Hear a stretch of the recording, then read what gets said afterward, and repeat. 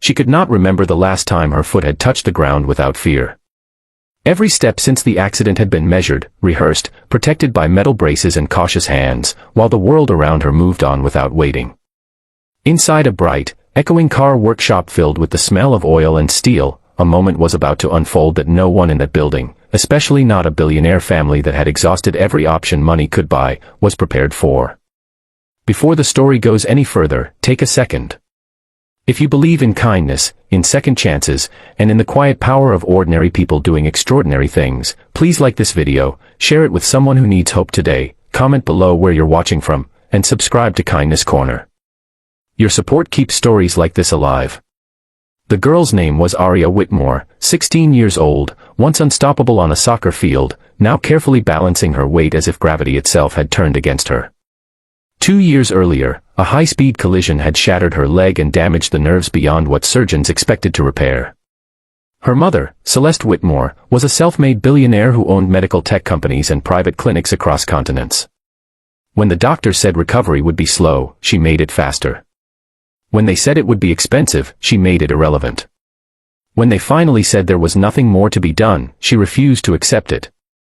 Aria had access to the best hospitals, the most advanced robotic therapy, private specialists flown in from around the world. Yet every breakthrough came with a ceiling, and Aria kept hitting it. Walking without assistance became the impossible line no one could cross. The workshop they stood in that day was not supposed to matter. It was only there because Aria's custom adaptive vehicle needed a modification, and the dealership subcontracted the work to a local mechanic known for precision. That mechanic was a single father named Rowan Hale. He lived in a small rented house on the edge of town, raised his 8-year-old son alone after his wife passed away, and worked long hours to keep life steady. Years before, Rowan had been a competitive runner until a workplace accident crushed his knee. Doctors told him the same words they told Aria: limited recovery, permanent adjustment. He never returned to racing, but he learned his body again, inch by inch, movement by movement, driven not by technology but patience. When Rowan saw Aria step into the shop with her brace, something in him paused. Not pity, not curiosity, recognition. He finished the work on the car quickly, but instead of stepping back, he asked permission to help her try something different. Celeste hesitated.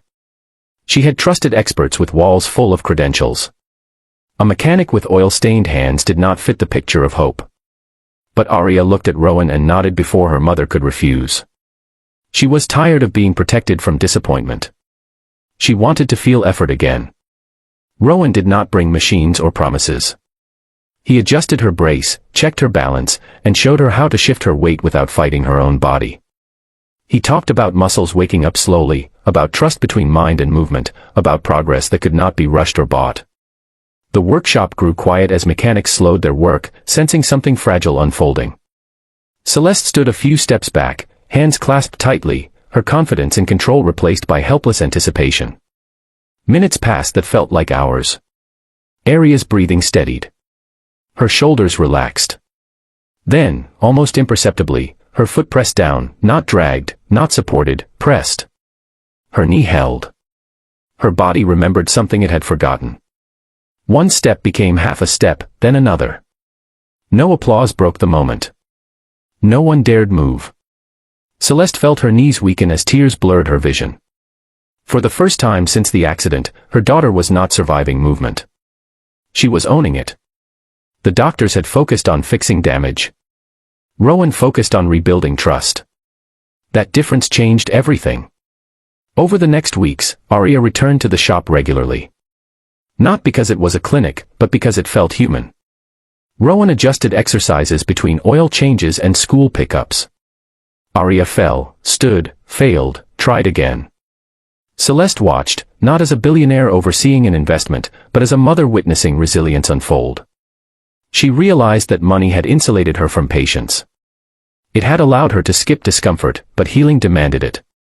Aria's progress was not miraculous in the way headlines like to frame hope. It was slow, frustrating, uneven. But it was real. She began walking short distances without support, then longer ones. Her brace became lighter, then occasional. Each step carried the weight of everything she had endured and everything she still feared losing. Rowan never took credit.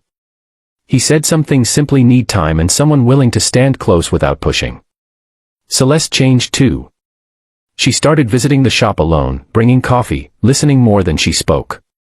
She funded programs quietly, without naming rights or press releases, inspired by the idea that access should include dignity. She saw in Rowan the kind of strength money could not manufacture, and in her daughter, a courage she had underestimated. As this story nears its end, if it has touched something in you, if it reminded you that real change often comes from unexpected places, please like this video, share it with someone who needs encouragement, and engage with us. Your support tells us these stories matter. Months later, Arya walked across her school stage to accept an academic award, unassisted. In the crowd, Rowan stood with his son on his shoulders, clapping until his hands hurt. Celeste watched with tears that no longer felt heavy. The journey had not restored everything Arya lost, but it gave her something more enduring, belief in her own body and faith in people. Before we end, we have one special request. Please comment below with a single word that describes how this story made you feel. Hope, strength, gratitude, whatever comes to your heart. Because sometimes, the greatest miracles do not come from billion-dollar labs or world-famous doctors. Sometimes, they come from a single dad in a quiet workshop, choosing to care when others had already given up.